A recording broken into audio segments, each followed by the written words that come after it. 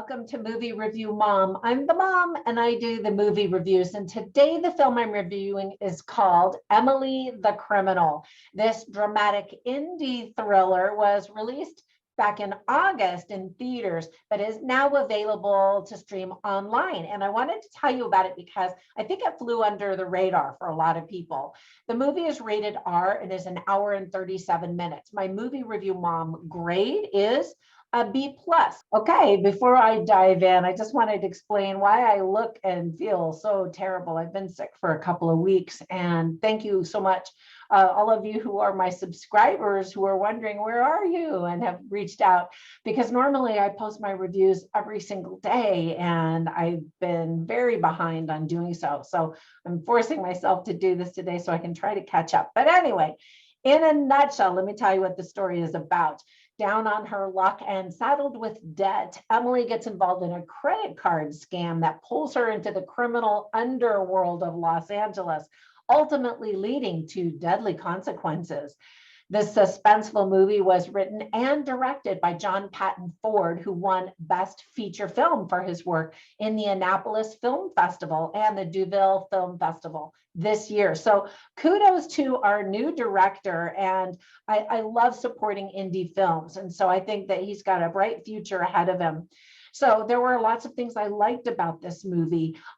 First of all, Aubrey Plaza, who is absolutely fantastic in this role. She actually won Best Actress already, again, at the Annapolis Film Festival. She's completely believable as a Jersey millennial weighed down by school loans and a terrible job that doesn't pay very well.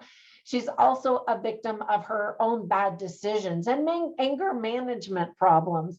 While not exactly a model citizen, we still root for her until we see her slow but sure decline into a life of crime. And as a mother, we're worried about her. I mean, I am. I'm like, no, don't do that thing. Get away. And so I like it when a movie engages me and makes me literally want to shout to the screen, don't do it.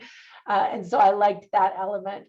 Theo Rossi also does an excellent job, and I felt genuine chemistry between him and Aubrey Plaza. The story is compelling, and you keep watching to see what's going to happen, even though you don't like what's happening. There's no CGI or fake visual effects that I could tell, just solid acting with a gripping story, and that is refreshing.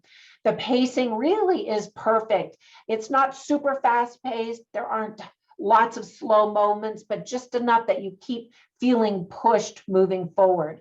The color palette makes you feel the gritty dirt in Emily's life and what she sees as a bleak future. So there were a few things that I didn't like or thought could have just been done better. For example, it's frustrating that Emily blames society for her perceived injustices when she has created many of her own problems. I worry that others in her situation will consider her path a legitimate one, or even worse, a good decision.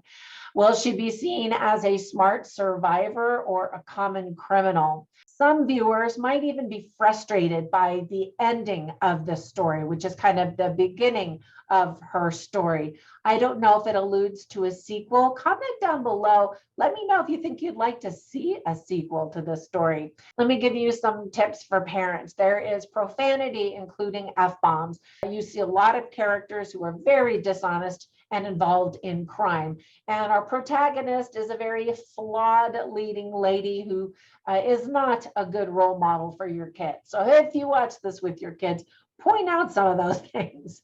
Some of the themes that are illustrated well and worth talking about with your kids are desperation, debt, hope, wanting a better life, risk, credit card fraud, greed, integrity, and working hard for a living. So before we go, let me give you recommendations for another few movies that I thought of instantly as I was watching this one. The first one is called Ambulance, where it's a guy, Jake Gyllenhaal, in fact, and he's excellent as always, and he makes some poor choices, and he's got a brother who makes some poor choices, and they have to deal with the consequences. I wish that there were more consequences shown in this movie, Emily the Criminal. There are some for sure, but I was hoping it would be more clear what some of those consequences are, because I think a lot of times young people make choices that sound really good, or they get pressured into making them, not realizing that there are consequences to every decision. Another movie is called Breaking. And then the third movie is called Lucky Logan. Now that one's got a lot more humor. There's very subtle humor in this movie about Emily the criminal, whereas Logan Lucky is probably a little bit more slapsticky, but it involves the underworld and crime and stuff like that, but in a more lighthearted manner, less gritty, I think, even than Emily the criminal.